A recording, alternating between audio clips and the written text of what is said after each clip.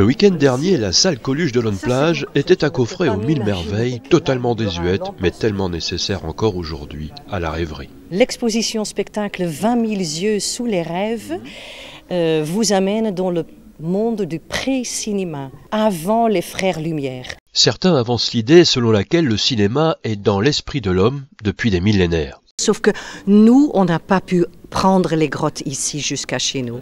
Il faudra attendre le XVIIe siècle pour qu'il en allume la mèche.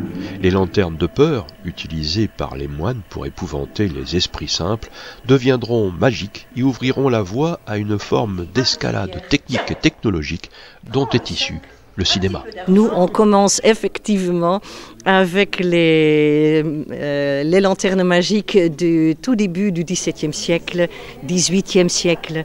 Et nous, on reste avec 20 000 yeux sous les rêves.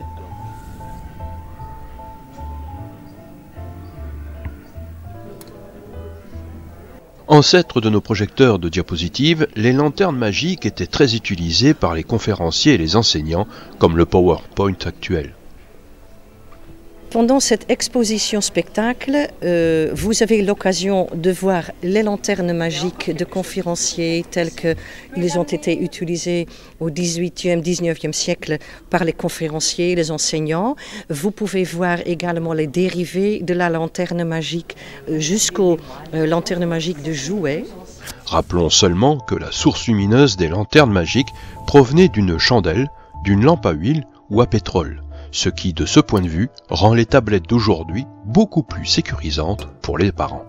Effectivement, à l'époque, les enfants pouvaient jouer avec les lanternes magiques, mais aussi apprendre le fonctionnement de nos yeux, les inventions nécessaires pour arriver au cinéma, justement, par le simple tomatrope ou par le praxinoscope et le zootrope. Vous avez également quelques illusions optiques. Vous avez la stéréoscopie, le 3D. Chacun de ces jouets est en fait une étude sur notre perception de l'image et comment la mettre en mouvement.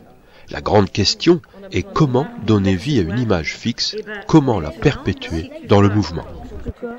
C'est l'invention de la photographie qui va apporter un début de réponse, notamment par la chronophotographie qui détaille la course d'un cheval en 1878.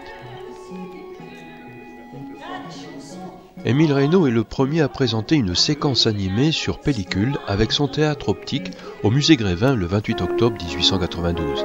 C'est le tout premier dessin animé de l'histoire du cinéma. Les Frères Lumière n'arriveront que 3 ans plus tard avec l'entrée d'un train en gare de La Ciotat.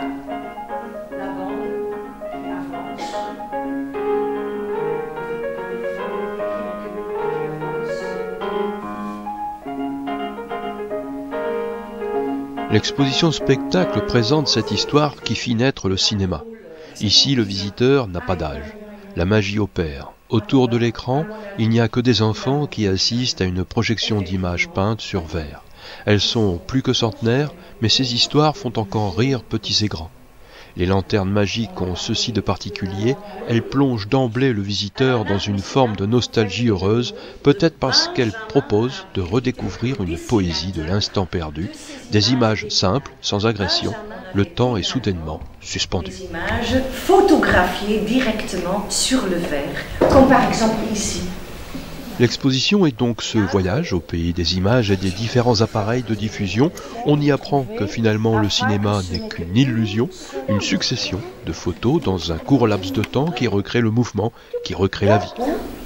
On voit qu'une seule image et on le voit en 3D. Waouh! Et tu peux changer à chaque fois.